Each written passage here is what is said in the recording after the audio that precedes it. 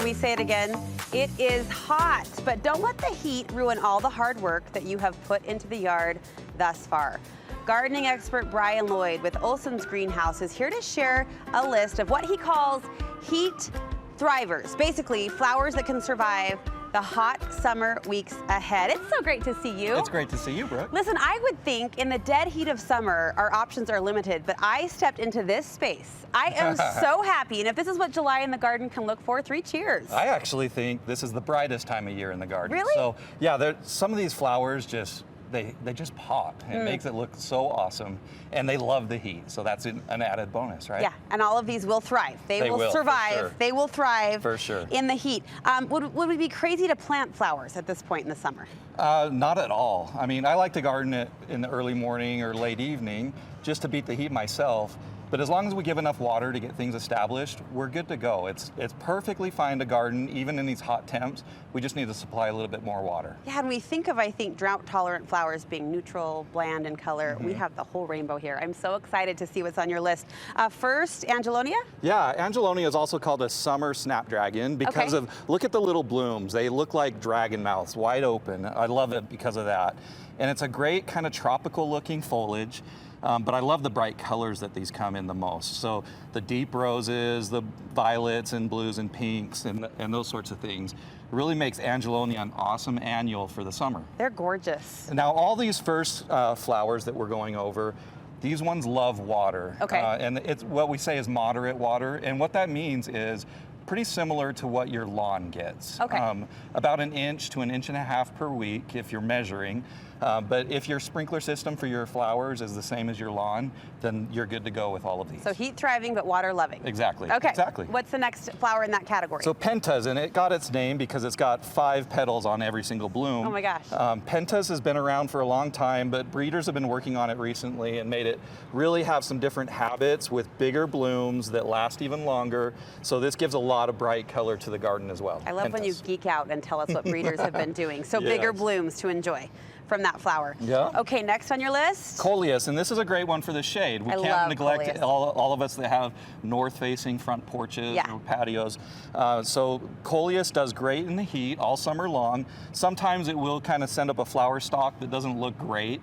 You can just pinch that off, and that's the great thing about Coleus is if it gets too long and lanky, you can just cut it off, and the new growth will come up from the bottom and fill back in. Why do I get scared to do that? Don't get scared. Try it. Yeah, no, I leave it to the expert. I leave it to the expert. Okay, next. Now we have a perennial that also loves moderate water, and this is garden phlox. Pretty pinks. A lot of us know the phlox, the creeping phlox, Phlox subulata that we get in the early spring that gives a lot of bright color to the garden. This is our summer phlox, and it's more upright, so not spreading, not creeping. But I just love this flower because it blooms all summer long. Basically from June until August, you'll have gorgeous blooms and all these bright jewel tone colors. These are gorgeous. I am staring, I am gawking. All right, the next category, if we want to call it that, flowers that don't need quite as much water. Yeah, and actually these are super water wise, very drought tolerant. Will thrive on less than ½ an inch per week, and usually natural rainfall is enough after they're established. Okay. So once we get them established after a few weeks of watering, very minimal watering. These look fake, they're so beautiful. I love, this is my favorite flower by far because they're easy to grow as long as you don't overwater them. They give a ton of bright color to the garden, and I mass out my beds. When I've got a large area to cover, I cover it with Vinca. So Catharanthus is the genus, but a lot of us know it as Vinca. There's also some ground cover Vincas that are just green, so we call it annual Vinca or flowering Vinca, things like that. But Catharanthus is just a beautiful tropical bloom, and breeders, again, have been working on this to get the blooms way bigger. They're so wide and open. How far will this spread in like a bed, for example? So each plant will spread about 1 foot in diameter. When you plant packs, they'll get to about 1 foot wide. These gallons pots have 4 plants in each one, so that one will spread. It'll still only spread about 1 foot because they're close together, or you can divide them out. But when you're planting a bed, I space them about 1 foot apart. They do look tropical, don't they? Yeah, I love exotic and fun. Okay, next in the drought, what do we call it? Drought resistant? Yes, this is Lantana, and I love Lantana because it's a pollinator attractor. We were amazed by this. The colors are amazing. Some of the colors are fragrant. I don't know about these ones. You have to smell test them.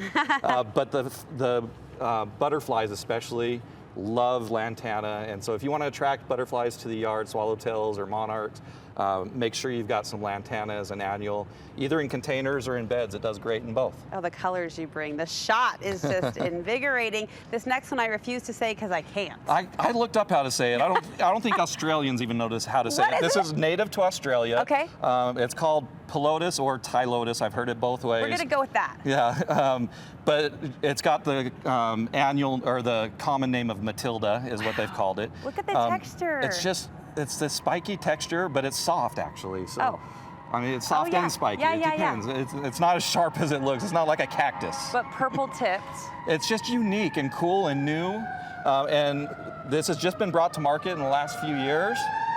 And we're loving it. You just set the plaza on fire. Did you hear that? Did you hear that? Yeah, with the Ptilotus. Does it come in any other colorways? No, just this pink right now. I love it. I love it so much. Okay, last on your list. Again, we're ending with a perennial, a water-wise perennial this time. This is Veronica, spiked speedwell. There's also creeping types as well, just like the Phlox.